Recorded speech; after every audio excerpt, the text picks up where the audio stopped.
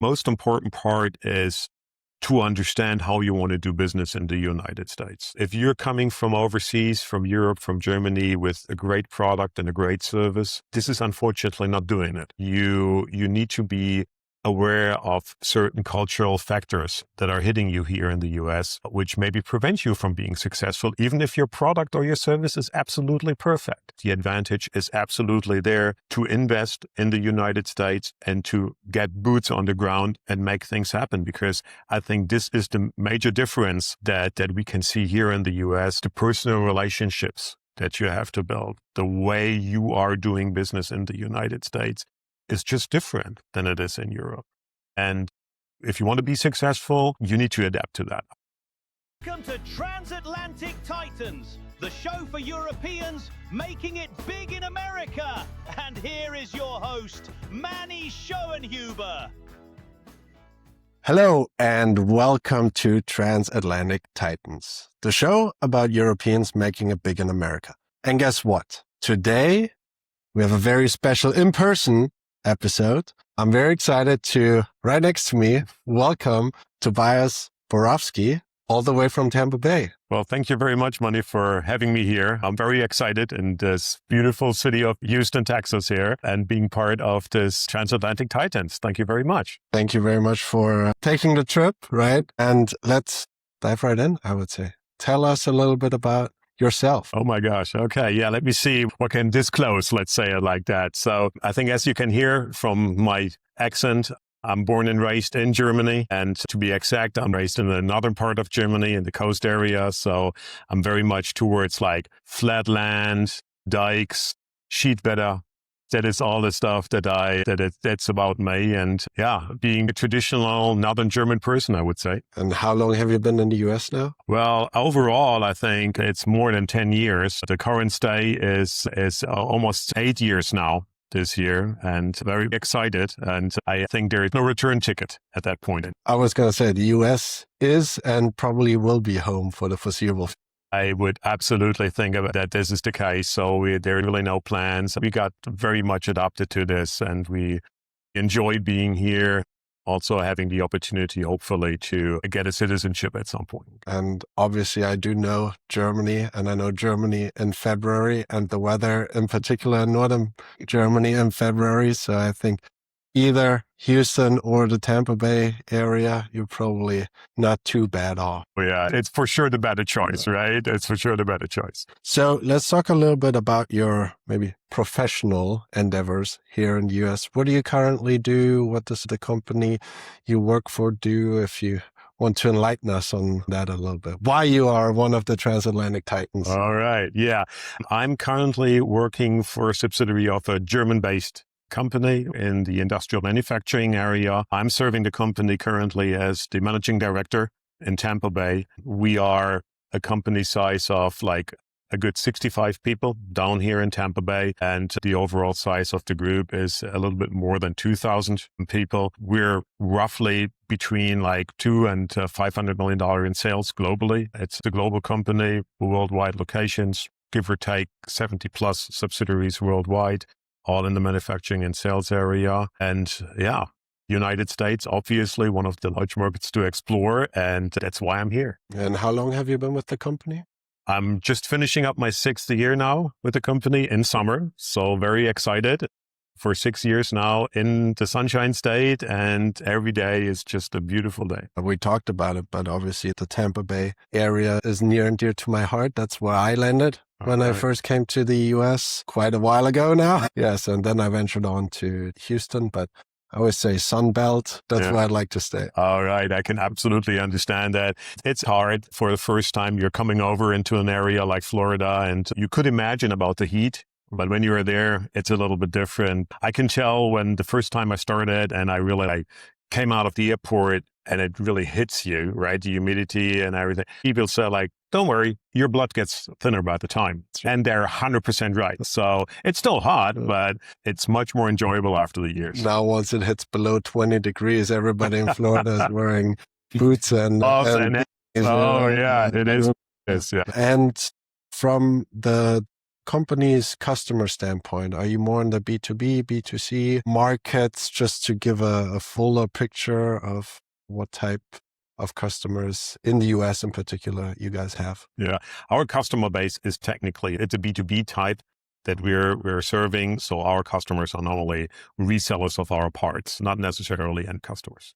And I think to a certain extent, I always consider it a competitive advantage when I talk to my clients. Proximity to customers. Tampa Bay or Florida is not necessarily on the first or top of the list when it comes to clients or German companies, European companies in general. As they're expanding to the US, they look at Georgia, Alabama, maybe Texas, the Carolinas, not necessarily Tampa or Florida. Was there any reason specifically, as far as you know, why that was made? Or now, as you're continuing to stay without relocating to different areas? Well, I cannot necessarily say why exactly it was Florida. It was certainly not for the reason Florida being like the key state where all of our customers are. That is for sure not the case.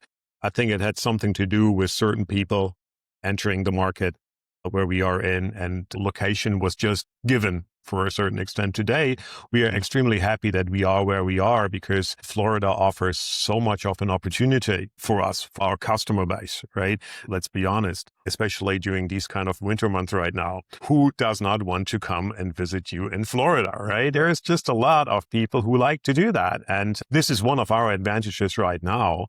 And I think to talk a little bit about Florida per se and the Tampa Bay area, I think we're far away from being like a state that is only related to tourism. Florida is the 11th largest manufacturing state in the US for a reason, right? There's a lot of industry. There's a lot of aerospace industry. And let's not forget about all the service sectors that are, especially in the Tampa Bay area, booming these years, plus agriculture is available. It is a very interesting state, even if everybody is obviously related to beaches and tourism.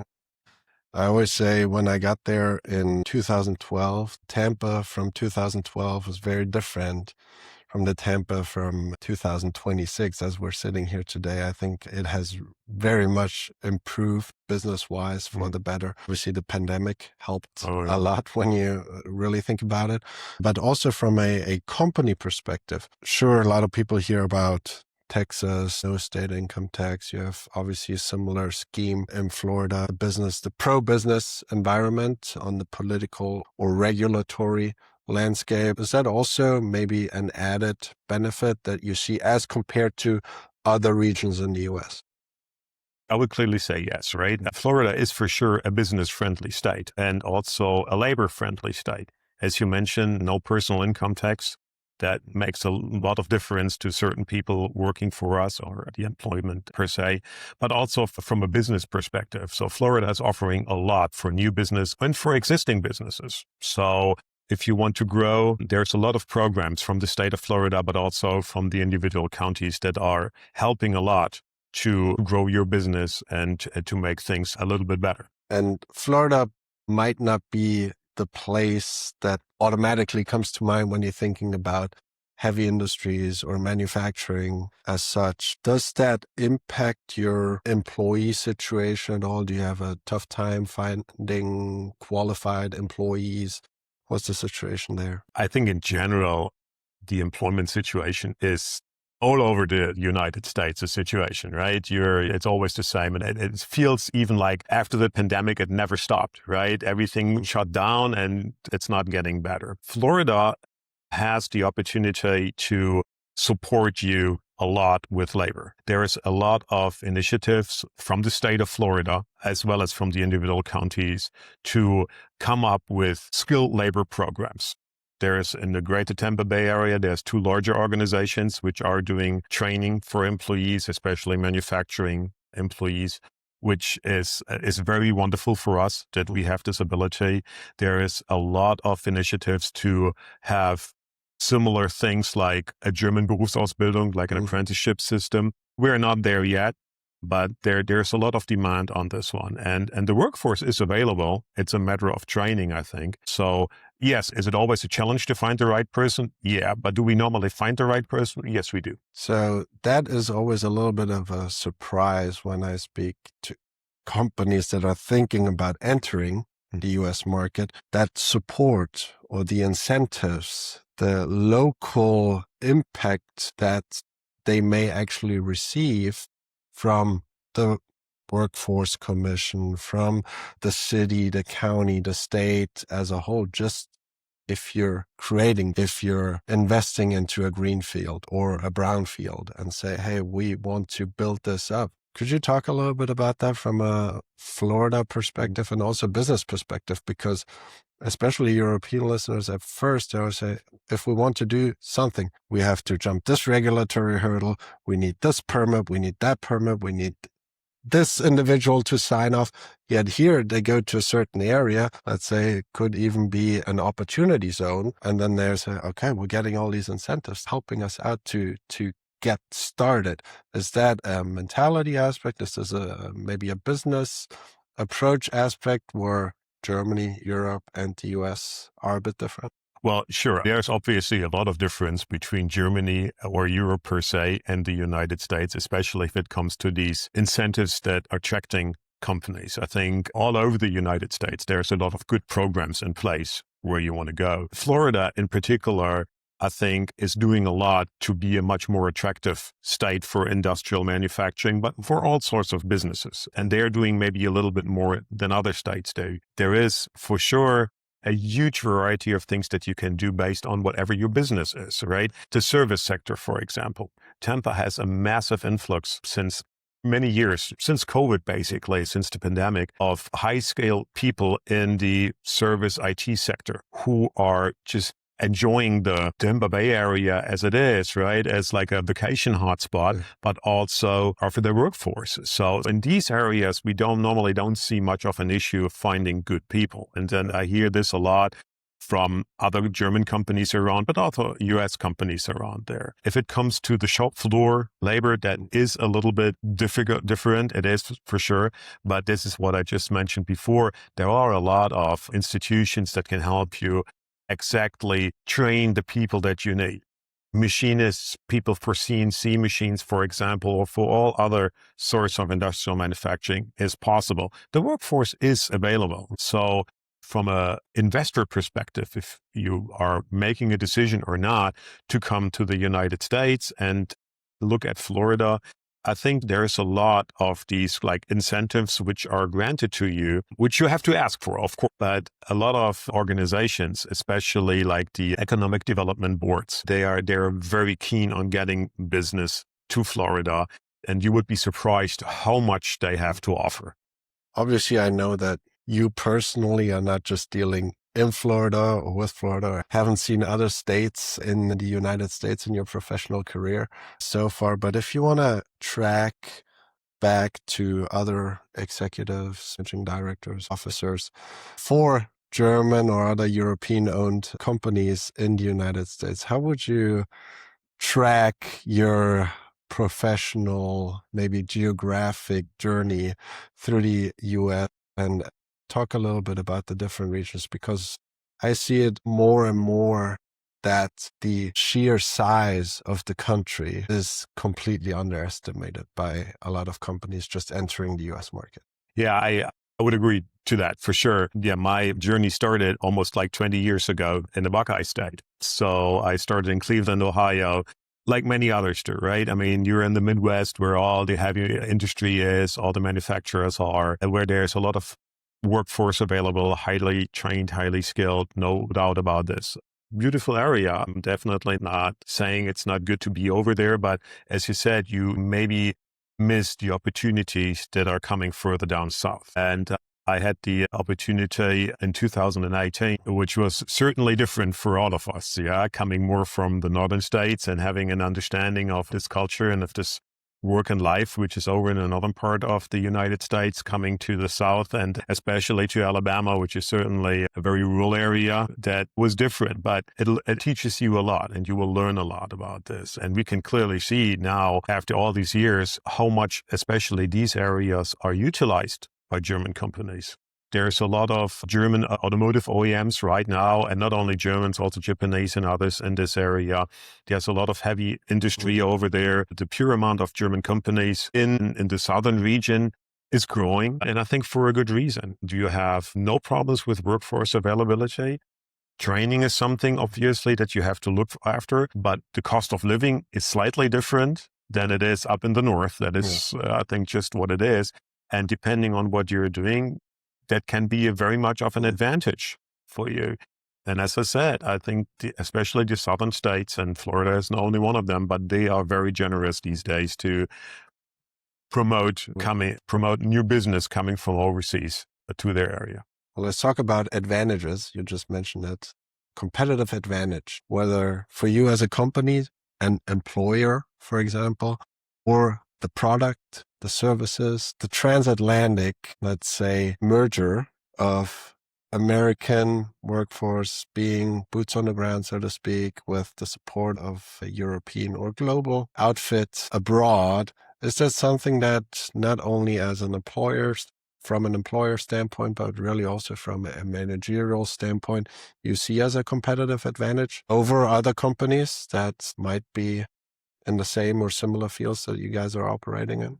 Yeah, very good question. And the easy answer is yes, there is a competitive advantage on this one. I think the most important part is to understand how you want to do business in the United States. If you're coming from overseas, from Europe, from Germany with a great product and a great service, this is unfortunately not doing it. You need to be aware of certain cultural factors that are hitting you here in the US, which maybe prevent you from being successful, even if your product or your service is absolutely perfect. So just assuming that you can make a big impact by having a German-based or European-based company coming over here with sales reps trying to sell something and leave. I think these are more times that maybe were in the past, and the future is telling us a little bit different how things are done. So yes, the advantage is absolutely there to invest in the United States and to get boots on the ground and make things happen, because I think this is the major difference that we can see here in the US, the personal relationships that you have to build. The way you are doing business in the United States is just different than it is in Europe. And if you want to be successful, you need to adapt to that. Otherwise, it is very, very hard to be successful here. Can you name a few examples? Well, I mean, for me, it's always like the relationship building to start business. So what people and companies normally do is they're coming over for trade shows, presenting their products, and after the trade show, they're going back home and try to follow up and making business. So this is not necessarily the way it works here. The personal touch, the way of bringing your personalized view in with others, with your partners. And when I'm saying partners, it's customers, it's suppliers, it's the entire value chain that we're in. Makes a whole lot of a difference. People are much more focused on the person that they're talking to and not necessarily on the product. I'm not saying the product or the service is not important. For sure it is. But it is much more a relationship and a trust matter that maybe makes the deal or makes the business successful. And the investment that has to be made is not necessarily a monetary one. The investment is a personal one, is to work with people, talk to people, build a relationship with these people, and maybe, even invest a little bit of your private time after hours with people and do things. Yeah. And either you're being part of it and build your relationship, or you're not. And that normally limits your success by quite a while. And I think I personally struggle with explaining that to clients sometimes, that this is what it takes. Because as soon as you mention that, for example, to a German company, they say, we will have huge compliance issues with that if we're doing this, or if we were on the other side of the table receiving an invitation to a golf weekend or like a lavish outing one way or another, all we can really do is do the trade show, do this or that. Do you think that may have the compliance angle where Europeans are just a bit more careful when it comes to that? Or is it simply a cultural, we don't really want that. Either you're doing business with us, either you're liking a product or not. What do you think about that? I think things to that. One thing is, and that's what I experienced in Germany for all my time being over there and growing up there, is that you make a big difference between business and personal life. And you don't want to intermingle this in any kind of form. Well, this is just different here. It is absolutely normal that for business dinners, for example, you have spouses, you have families if there's these golf outings or other stuff where you have everybody connecting to each other, which is an important part of it. The compliance factor is existing here as well. No doubt about this, right?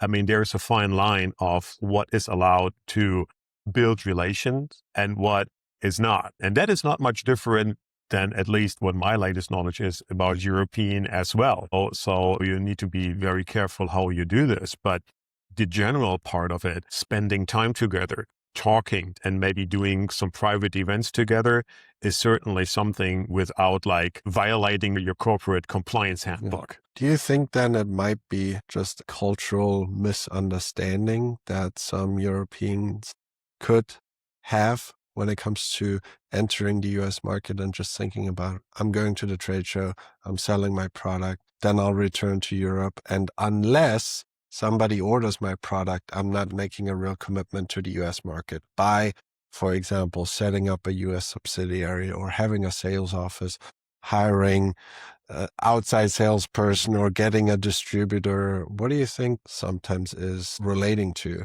business community? Because you obviously deal with a lot of very successful German and European companies as well. So I'm not sure if it's a disconnect per se, but it's obviously a learning factor that you have to do, right? Is there the option to do a quick market entry and a quick business in the United States?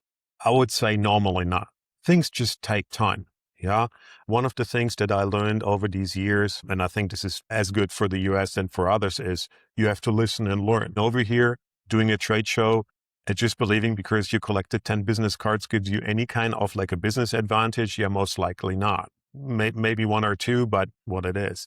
You need to invest the time and the follow-up in person is a very important thing. Also, the frequency of the follow-up with people is totally different in the United States than in Germany. While we are normally say like, okay, we are following up once or twice and maybe not too much time not a lot of time in between. Here, totally different. Frequent contact. Customers appreciate if you work with them. Suppliers, by the way, the same thing. It's the value chain that you're in. Listen and learn.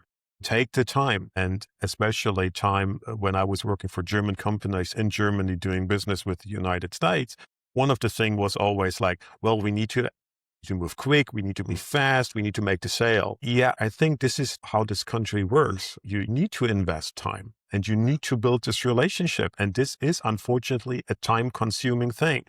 If you believe a quick one will work, maybe not so much. I had another client who actually told me, the more touch points I can get with a customer or a supplier, the better it is. That could mean just picking up the phone. It could mean sending a Christmas card, seeing each other at a trade show, doing things together. So I find that interesting because this is not necessarily something that we're so used to in Germany, just like you said, or in Europe in general, just like you said.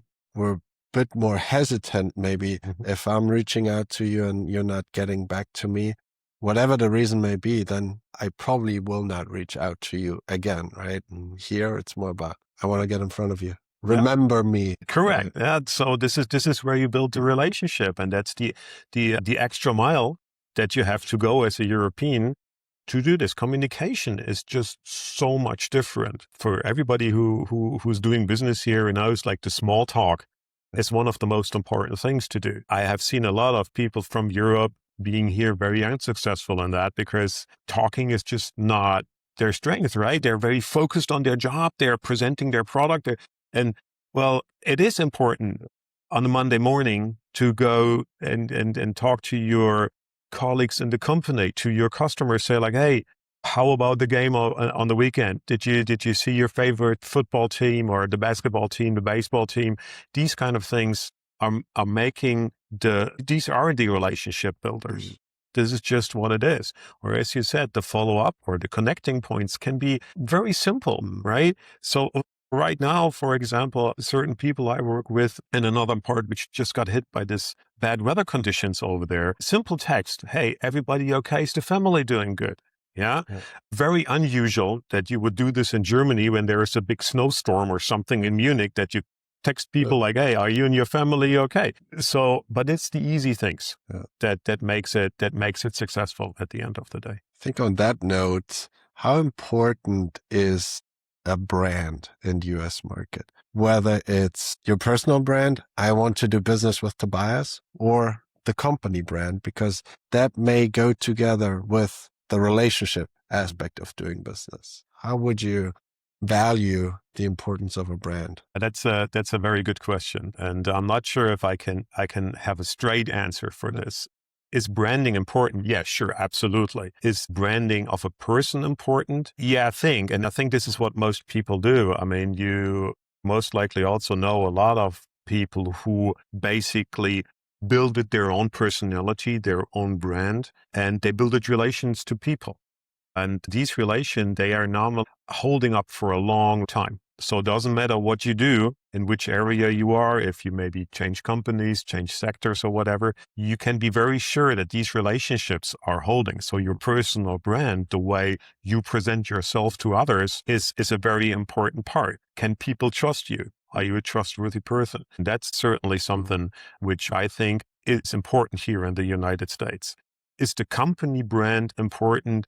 Well, I think, sure, it depends a little bit on what the brand is, but a lot of brands are obviously important. But as further we are going down on the chain and not talking to these like global brands that are obviously here also in the United States originating, maybe less. Maybe the personal factor gets a higher percentage of what makes the deal rather than really the brand that is on your product or service. So you mentioned the people or the individual that may have a relationship. Are you using that as a potential hiring criteria? I have another client, they're out of Austria, and they specifically needed access to one customer here in the US. They knew they wouldn't be able to get it from Austria, but they knew someone who could get them access, or who they thought would get them access to this customer. So they did everything they could to hire this individual as the key employee here in the US to build up their business in the US. And it worked, quite frankly. It worked out very well for them indeed. So do you see that because as a law firm or as an accounting firm, as a service provider, of course, you're looking at the individuals who have the client relationships. But from a business standpoint, maybe more so in the sales department, in the BD department, but do you look at this maybe slightly different from this individual has the most knowledge or most specific nuanced technique to deal with a certain situation? Is that any important to you guys? Or do you think it could be important to European companies looking at the US market? I would say absolutely. The market entry is in general by a person or by a group of people who can help you being successful here in the United States. I mentioned that before. I think even if you have a very good product or service that you're bringing to the market, is the person that is, or the group of people that are bringing this to the customers. And if you, in certain markets that are maybe more tighter, where there is not too much competition in there, it's get even more important that you have the right person who knows these people.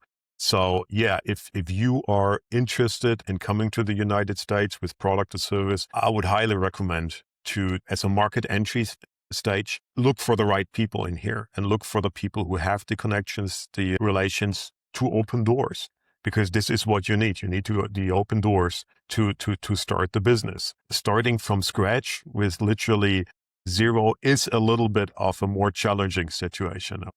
Yeah, then let's actually talk about that more challenging situation. How do you think, or how do you feel about, what do you think about a company that is right now, maybe let's say a mid-market company sitting in Europe, thinking about the US market, and they say, we found this young, excited individual who says he will commit, she will commit, whoever it may be, commit to the living in the US for 2 years. We want a visa for that individual. We're setting up our US subsidiary, and then we want that individual to build the US market for us. What are your thoughts? on that strategy? I know we're generalizing now, but based on your experience and what you've seen over the years, what do you think about that approach? Will certainly not be the most easy one. I think it's not necessarily about the person coming from overseas to here, which are generally very highly motivated people.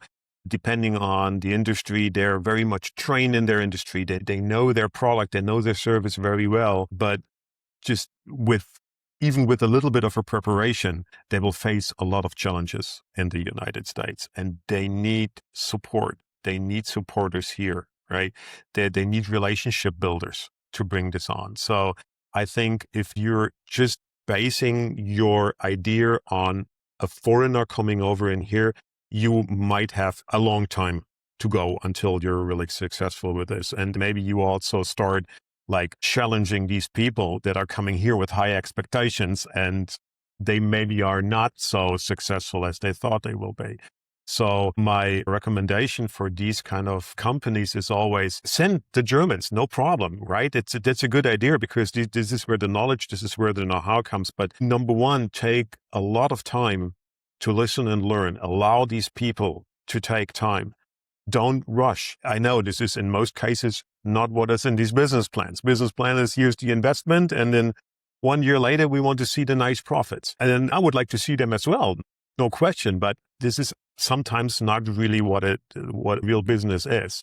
The business is coming back to, well, after a year, we were really just like trying to get our feet wet, and we have the first people that maybe want to do business with us, and we understand how things work. And then, as I mentioned, maybe people from Germany, if they're the decision makers, they might feel a little bit like left alone because they don't know what to do.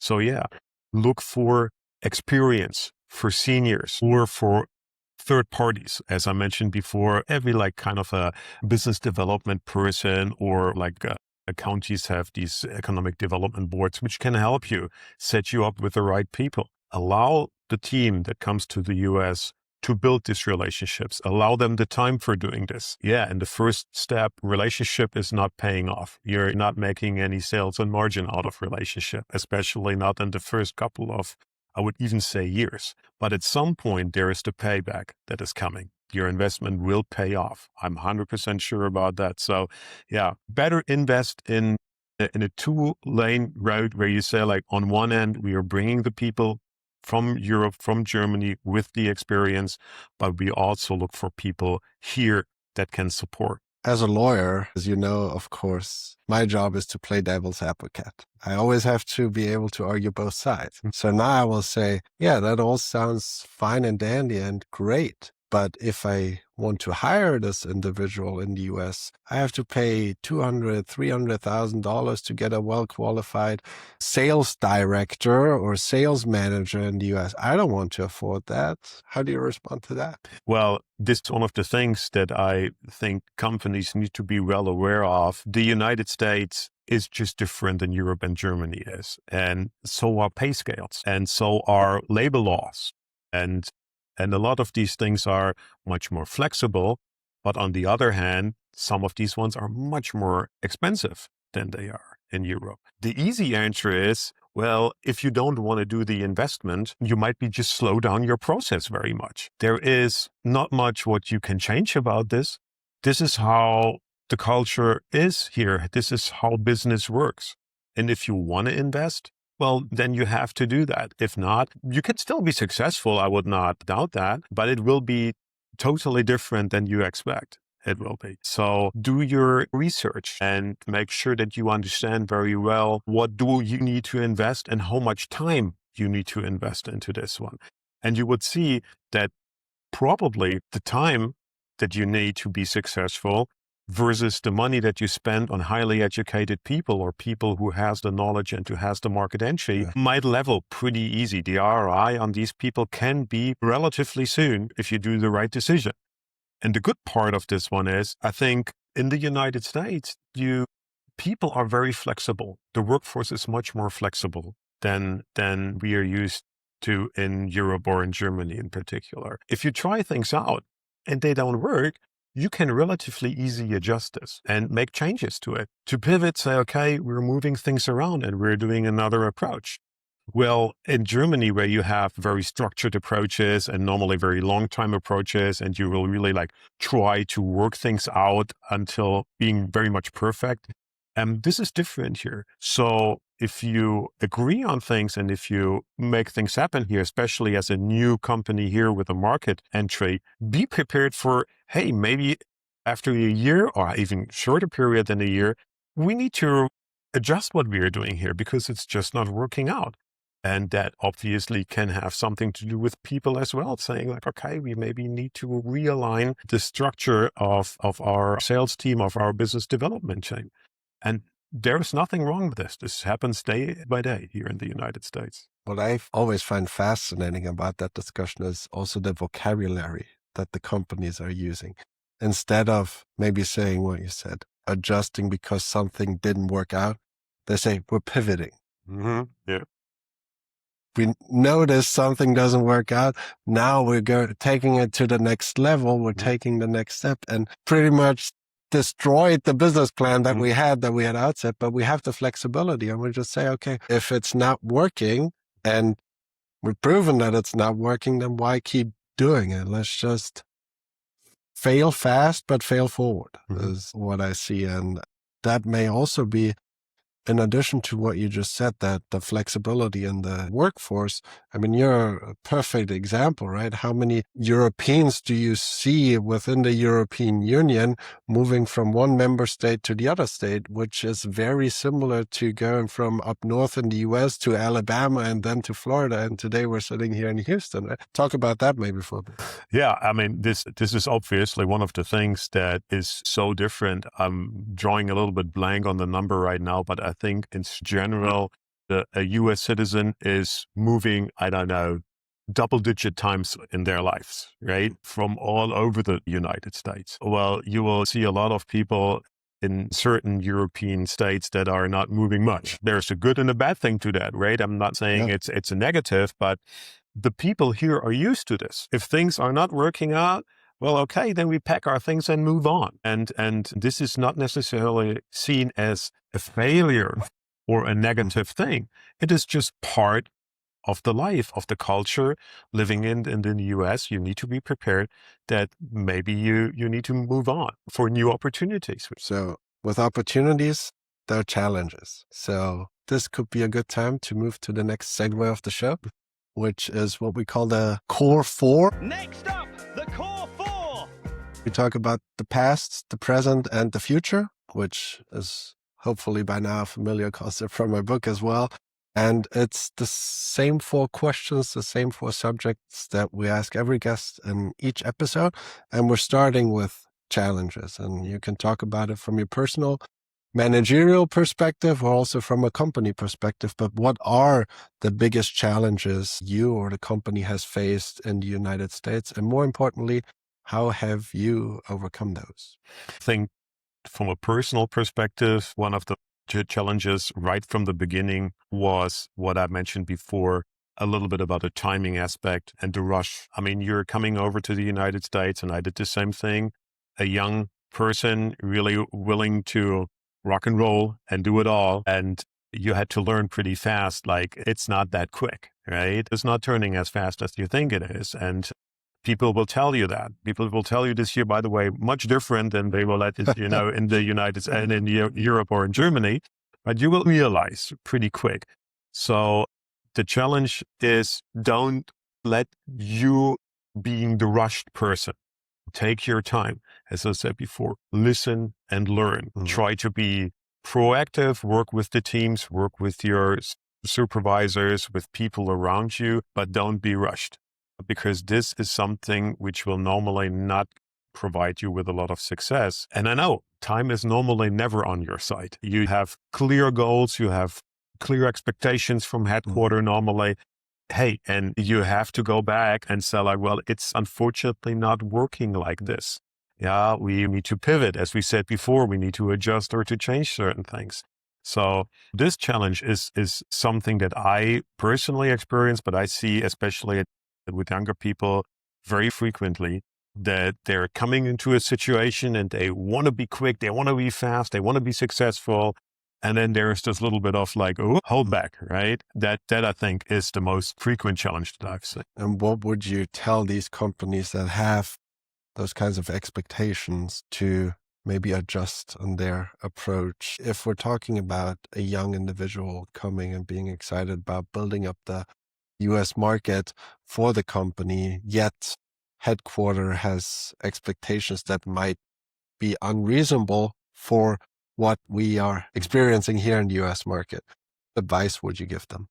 Well, number one, I would highly advise people to invest in training not only the people that are coming over here, but maybe also their supervisors or people that are working with them if they don't have too much of an experience with the US, because it is just different. There are so many cultural differences in your personal life, in your business life, all over the place. So take the time and listen to that. There is a lot of professionals out there which are doing in-person training, which are doing online training, which are doing training on site. Use this. It's well invested money. And even if sometimes like, well, we can do this on our own, we can read a book kind of a stuff, maybe it's not that easy. Maybe it's good to talk to a pro before. Be prepared for this step, because the United States per se is not Europe and doesn't want to be. We are in a situation here where there is a lot of European influx from the past, but it's totally different. And only because you feel that you understand the language and you can speak the language does not make you very successful here. There's far more to that. So then let's talk about the second of the core four, which are lessons learned. If you, as you're sitting here today, with the knowledge you have today, could go back in time, anything you would do differently, anything that you would advise companies to maybe learn from, and important lessons that could be somewhat universal or universally applied to European companies entering the US market or already doing business here in the US? One of the lessons that I think I learned, but I see frequently as well, is the hard work, dedication part of things. I mentioned before, like you have a good product or a good service kind of a situation, which is obviously great. It's a good starting point, but people realize and recognize that. And there is hard work that needs to be done. And if you believe that you can go around that and find a shortcut, that might not last for a very long time. So it goes back a little bit to the thing, you need to allow people time to be successful. It can't be that quick. So the lesson that I learned is like, okay, we have to scale back a little bit and have to start maybe from scratch, or at least like scale back so much that we say like we have another approach now. You need to be aware that this can happen, even in a Western culture like the United States is, because we're not Europe and we're not Germany. Let's talk about the future then. What's the future outlook, business-wise, personal-wise, US-wise? Yeah, I mean, outlook is, future is always obviously something very vague these days, right? I mean, What's your business plan saying?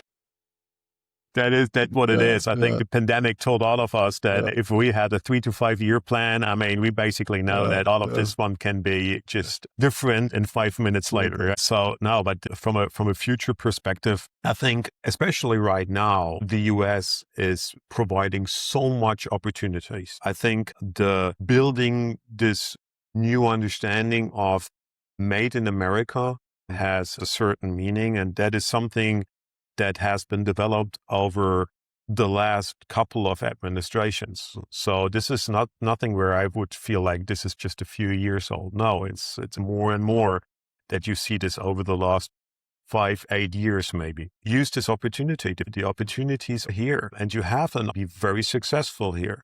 You need to understand what you're up against. You need to do your homework, but the future for made in the US products and services, or US-based products and services, is I think very bright, and it's growing. I very much believe in that. For manufacturing companies or manufacturing industries in general, do you think that AI, robotics, it's a hot topic right now everywhere. You can't get a minute away from any discussion. Do you think that will play an increasing role over the next few years? Are you guys looking into this?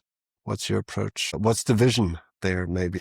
So I think it already plays a huge role. And I think automation per se is, and I think that is what is behind all of this, might be AI or the robots or the combination out of this. Yeah, and it's changing, it's evolving pretty fast. I've seen a lot of companies, Germans as well as US companies, who are using these robots automations to an extent where I was really like, whoa, that is pretty advanced, right? And the AI aspect just comes in addition to it.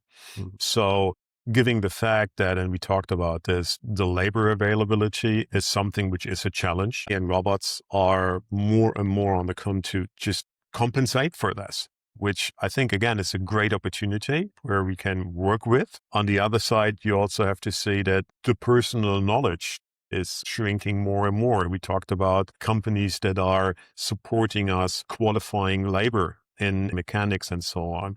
Well, as more and more AI and robots you have in this area, well, as maybe less you need these people, which is also something to consider. And the last of the core four is all about success factors. So the question then is, and take as much time as you want about answering it, but what do you think set successful European, German, other European companies here in the US apart from the quote unquote not so successful ones, or even the ones which I've seen quite a few, I'm sure you've seen many of them, that simply exit the market again after a few years because, just like you said, they either didn't have the business plan laid out the way it should be. They said, okay, we're not making a profit after a year. The US, it's not working, right? What do you think sets apart from those companies? So we always not successful companies, right? The ventures might not work out. And obviously you should better have a good product or service that you're offering. I mean, this is definitely always the starting point. Coming to the US and just like trying to, hey, I have no idea what will most likely not make you very successful. But I think into this one is absolutely the relationship and the trust, is investing the time and building these relationships with your partners. Then again, I think partners are not only customers, but also is your supply chain, your vendors, people that surround you, people that are helping you. So if this business plan that you're building these relations, that you allow time, that you allow resources, not only monetary, but also people resources to build the trust, this is where I think with a good product or service, you have much more reason to believe that you're successful than if you only have a good product or a good service. Perfect segue into the next section of the show, which is the rapid fire. And now, rapid fire, this or that. This or that. I'm going to ask you 6 questions, 2 answer choices. You can only pick one. You ready? Let's try it out. Obviously, I do my very best trying to personalize it a little bit to your situation. Let's see. First question, Florida or Ostfriesland? Florida. Beach or mountains? Beach. The Bavarian in me. I'm so sorry, but even for Ostfriesland, I have to say, I'm addicted to the water. So there's no way not being at the water. No hard feelings. Structured planning or fast execution? Structured planning. Work-life balance or hustle mindset? Work-life balance. Especially in Florida. Yeah. Go for that as well. Direct feedback or diplomatic feedback? Diplomatic. Under promise and over deliver or bold vision upfront? Under promise and over deliver. So, oh my gosh. Okay. Well, let's wait and see. If we're talking about any partnerships or collaborations personally, business-wise in the US that have been important to you or the company, anything that comes to mind, or how important do you think those partnerships, those collaborations are? Well, that fits perfectly in what we talked before, right? I think the collaborations and the partnerships are basically what makes your business being successful or unsuccessful. Yes, of course. And it depends a little bit about the sector, the industry you're in, but you have to have partners. You have to have supporters. You have to have people who are introducing you to others where you can make the business at some point. So yes, absolutely. Very important. Obviously, I know that you're also very involved in the German-American Chamber of Commerce, in particular in Florida. Do you see these types of, let's say, chamber involvements, leadership roles that you take on within a chamber as an opportunity, not only to provide knowledge, your experience to a network of like-minded individuals, but really also hey, we're all sitting in the same boat type of approach. Let's help each other out? That is absolutely what these communities are good for, right? Especially the German American Chamber of Commerce is trying to help out where the structured approach maybe stops at some point, right? On the day-to-day things. We obviously offer a lot of help from the German American Chamber of Commerce for companies coming over, support and setting things up. But there's the little things in life, which might be the important part, right? Where you say like, hey, what is about private life? Simple things to, hey, where are the right schools? Yeah, if you're coming over with your family, you want to make sure that you have a good school system for your kid. Or, hey, which hospitals are the important ones? Or where do I need to go if I have a question? So, yeah, I mean, these kind of organizations, and then I see our one as being part of this, is far more than just a business kind of type, but more the comprehensive approach. And let's assume we're going back 20 years and you come to the US for the first time, as you said. What was your first impression about the US, life, business? Any culture shocks? Oh, yeah, sure. I mean, no question, no questions. Such as? So the cultural difference is there. That's what it is. Will you have a culture shock if you come to the US? Yes, you will. Did I have one? Yes, I did. Was I aware that there's one coming? Yeah, but still it hits you. You know, at a certain point it comes. Yeah, it's always like this. Well, we're going out, we're doing something new and it's exciting, but this excitement will go away at some point. And this is traditionally where this culture shock comes. Everybody a little bit different, but it definitely comes in.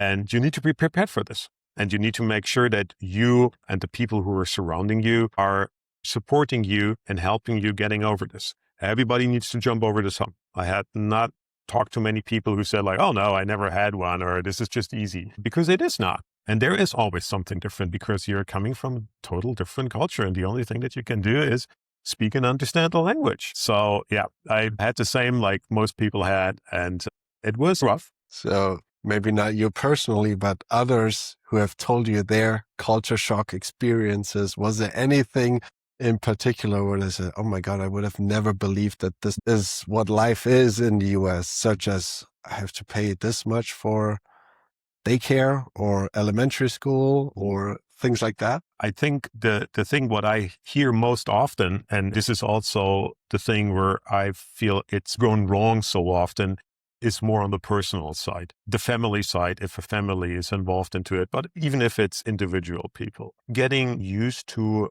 the US day-to-day living, the after-work living, what is happening outside of business is just very different. And yeah, there's a lot of communication. There's a lot of ways to connect to others, but it is so much different. And you will realize this relatively fast. And this is where normally the first doubts come into play. Where it's like, well, what am I doing wrong? And why don't I make friends? Why is there nothing happening around me? And I don't understand. And at some point, people are coming into this culture shock where they say like, well, I really don't want that anymore. I mean, I need to have activity. I need to have certain things happening around me. And I don't understand why it's not. Well, our neighbors very friendly and raving, but there's no communication happening. And this is the part where you hopefully have people around you who can back you and say like, no, it's not you. It's just you need to realize how different these things are.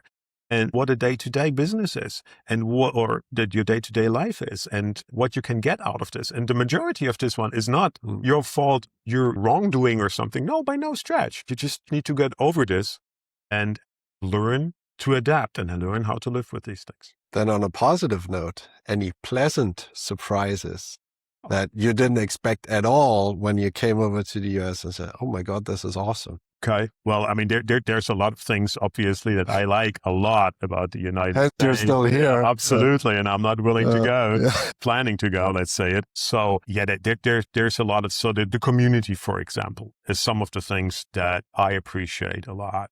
It doesn't matter where you go, like you move to a new neighborhood, it is very likely that people are welcoming you with open arms. Right. And you do like cookouts, you meet with the people, very easy to build relationships here, which is also because of many of these people just moving so often in their lifetime, right? And it's just normal. If you have somebody new in your neighborhood, you're just like, welcome people. And that always gave me the warm and fuzzy that like, hey, this is really feels home here. This is really nice. The relation between people, especially in tough times. In Florida, obviously, every now and then there's certain storms coming through. And so it did 2 years ago where we have 2 ones back to back.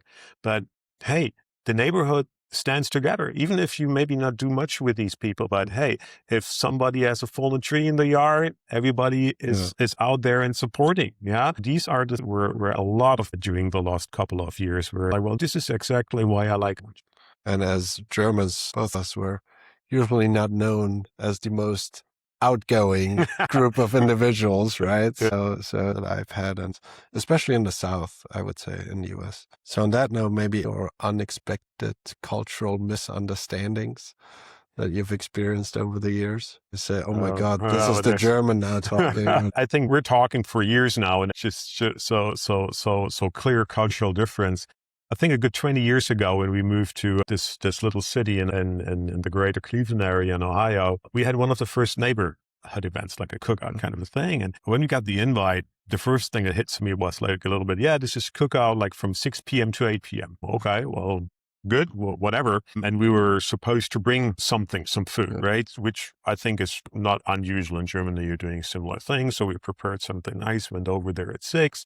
Had a very good time. People had good time, fun, eating, drinking. And pretty much at top of the hour at 8 o'clock, people were just like packing up their stuff, taking their leftovers and go. And in the middle of a party, and obviously the German person, it's like, well, number one, it's 8 o'clock. Number two, why do you stop it right here? Yeah. And really like went home and said like, did we do something wrong or something like that? Did you say? Sure, right? I mean, they basically kicked us out kind of a thing. No, it was not. And that was something where we said like, oh, you remember that? That is almost 20 years ago now, but it's still the case, right? People that are coming new to the United States, they experience this one still, and I think I like it. It's like when the wife says to the husband on the way home, what did you say? They kicked us out and you killed the vibe. That's funny. Any American habits, and I can ask you this question because you've been here long enough, but any American habits that you've picked up along the way? Well, I think I made fall my preferred college football season. And I have to admit that it didn't start in the northern part of the country, even if there's college football as well. But obviously being in Alabama for a while, into that one. Yeah. Into the Roll Tide. That is a very bad word that is not talked about in our household. So the other people from this other college are most likely playing good football, but no, it's not. Well, let me ask you this way. Now, from a business standpoint, if you had to describe American business environment, the way America does business in 3 words, what would they be? I think we had this before. It's hard work, it's dedication, and it's the relationship and trust factor. Any favorite cities in the U.S. that you'd like to visit for business? Of course, Houston, otherwise you wouldn't be here. No, I don't have any favorite cities because I believe that you meet. So you can have nice business meetings in any fancy, high glamour, big city metropolitan area, or you can do great business in a city like Mobile, Alabama. So the people that are around you. So the city, every city has its beauties for sure, but it's the people that you meet. Speaking of people, is there a famous past or present American, say, business leader, if you had the opportunity to meet, sit down, have lunch, dinner with that individual, anyone who comes to mind? And if so, why? I think there's more than one, but if I need to pick one, maybe one of the most interesting one for me, especially right now, would be Steve Jobs, a person that managed over a lifetime to build a brand, build a product and products, was able to constantly evolve these products, still having a customer desire in their products over years and years and years. This is fascinating. So how do you do this? How do you build this? And this gentleman obviously had a lot of an idea of this one, and I would like to learn a little bit more from that. Let's put on the transatlantic glasses. And if you had to pick one thing that you love about doing business in the US that might be different from Europe, or maybe a combination of the best of both worlds. Is there something that comes to mind? Well, what I like most building and the people part of it. And I think you can combine both of this one, right? But business quick and fast and easy. You have the opportunity to meet people, to learn about people, to create ideas, make a business out of it, and generate profits. Adjust if it's not working. And that is something, obviously, that is a little bit more difficult in the old world, where we are normally much more conservative in the approaches. It takes much longer. Obviously, we're always trying to find the problem for each solution before you really say like, well, we have the ultimate product or service that we can offer. So I think if you're taking both of these worlds, the quick, flexible, fast part, plus the very structured one, the very like cautious one where you say like, hey, do we really thought about everything and put this all together in one big pot? That's the surprise. That's the success factor. And that's obviously fun. That is fun for sure. Yeah. I mean, fun for me at least. Right? Yeah. Well, you just mentioned connecting people. If anyone in our audience, viewers, would like to reach out to you as much as you feel comfortable sharing, of course, and provide your guidance, maybe your advice to them one way or another, is there a way that they can reach out to you? Well, a good advisor or not, but everybody needs to make up about that. But yeah, I'm part of a very large networking platform that most people know, and I'm trying to be always on top of this, of messages and connections in there. So everybody who likes to reach out to me via this networking platform is obviously highly welcome to do so. We're not going to name any names, but we'll put the link in the show notes after that for everyone to just click on. That's it. Do you have a personal quote or motto that you live by? Yeah, I think that honor, or so for me, I was always in the situation that I had very much of experienced people around me in business, in private life, all over. And people around me, and me, a person who likes to listen and to learn, I always had the feeling like this is something like, the growth opportunity. And so I'm not sure, but you ask for a motto, listen and learn from experience. Maybe the next question goes hand in hand right there, but is there something that excites you or interests you in life right now? Well, life is obviously always changing. So right now is a good question. But right now, there's two things, I think. Challenge to learn fishing in the Gulf, which I'm doing for quite a while now. And I cannot say that I'm the most successful person right now, but I'm not giving up. So I'm trying to, at some point, we will be there. But the more important one, I think we're recently changed from something what we call a family to know we're more empty nesters. And we have another chapter now in our life, and we're enjoying this a lot. And I personally like to see how the next generation of the family is growing right now, and spend into this, and a lot of interest for me as well. If I could give you one piece of advice as it relates to your fishing career in the Gulf, you probably just want to keep it just like you said it earlier on. Don't have a one-year business plan. Right? You need the right equipment, you need patience, you need the right individuals, the right conditions, and then I'm sure you'll be doing just fine. But as in any discussion with a lawyer, there's always a catch-all in the end. Anything else that we may have missed that you'd like to share with the audience? Any additional advice that you'd provide, particular other European companies that would want to be in a similar positions, enjoy a similar success as you and the company you're with has enjoyed over the years? Anything else that you want to share with them? I think a good part of this one is to say, like, if you believe that you can be successful in the United States, make a good business case out of this. There are opportunities for sure. It is different than elsewhere. So don't be shy. Don't be shy to take the risk and do your business. Don't be shocked if it's not exactly that structured as you want it to be, but you will easily see that the community here and the business over here is welcoming you. Yeah, don't give up and make it happen. Very diplomatic, just like you said on the rapid fire. Tobias, I want to thank you for your time. I want to thank you for coming in person to sit down with me so we can do this in person, which obviously is a whole nother interaction as compared to the screens, although we've gotten used to it. I wish you and the company, of course, nothing but the best for the future. I'm sure you'll do great. And I certainly hope that we'll be able to do this again another day. Absolutely. I'll come to Tampa. How about that? Oh, well, thank you very much for having me here. My pleasure, Manny. It was really great. Next time in Tampa. Thank you very much. That was the show. Until next time. Wait. Before you go, if you enjoyed this episode, please make sure to subscribe so that you don't miss the next one. And if you have thoughts, questions, or topics you'd like me to cover, drop a comment. I read every single one. If you're serious about entering or scaling in the US market, head over to masteringmarketentry.com or mannyschoenhuber.com for more insights and resources. Thanks for listening, and until next time, go out there and make it big in America.